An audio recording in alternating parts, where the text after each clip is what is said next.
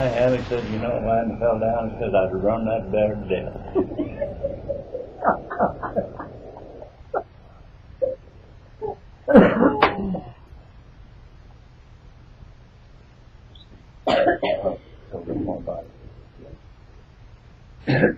So that was the bear story about John Davis. Well, you know, it wasn't too long after this time when that revolution got started down in Mexico, and everybody was alarmed, of course, about it, because the revolution started way down the other side of the city of Mexico to begin with. A fellow by the name of Zapata, I think, was about the first revolution leader that we heard about that was opposing the government. At that time, Porfirio Diaz was president of Mexico, and he had been president for about 30 years, and it looked like he would be president the rest of his life. Finally,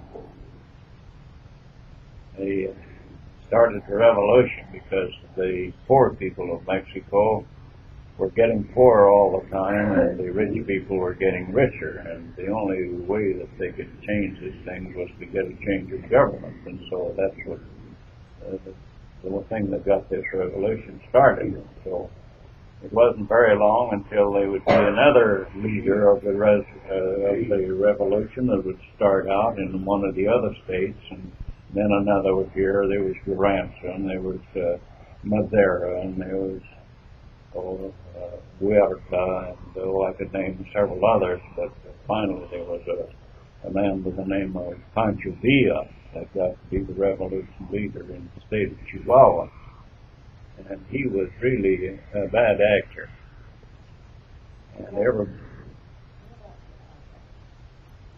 And at this time, I had filled a mission when this revolution first got started. I was down in the city of Mexico on a mission there for the church. And at one time there, the revolutionists figured that they had just about taken over the government, and a fellow by the name of Madera came down there to kind of take over. I remember this real well, but after he got down there, why, the government forces overpowered him and those that had come down there to set up the new government. And Madera was killed while I was there on my mission. I remember the story that they would always tell, the story they told about Madera. He was a fine man, as far as I was able to learn. He was an educated man, and I guess would have made a good president of the country, as far as that's concerned. But when the government officials took him over, of course, as a rebel, why, they had him locked up there in the city of Mexico, and they decided they had to get him into a place where they could guard him better, so they said that they were just moving him from this place where they had him to a better jail, and he tried to get away, so they had to kill him. Well, that's the story that we used to hear about it. They had all that in mind before they ever started to move him, that they'd kill him, and then say that they tried to get away and they killed him.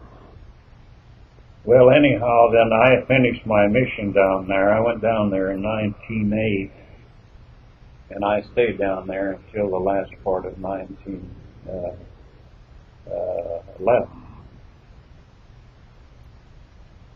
1910, I guess it was. I came home at Christmas time.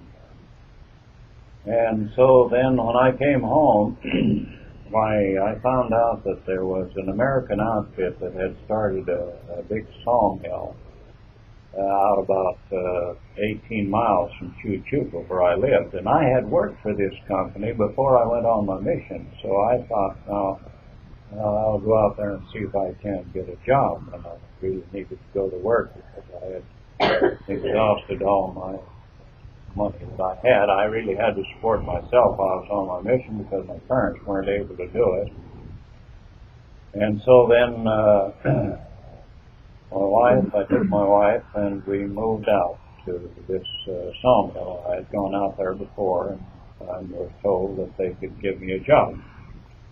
And they needed a man that could keep time because they had to work mostly Mexicans there. The law at that time required an American outfit had to have to use at least 80% of their employees as Mexican citizens. and so they needed a man that could talk Spanish, and so I got the job of keeping time. So we moved out there, but this revolution was still going on now and spreading all over the country, and of course we were hearing the rumors about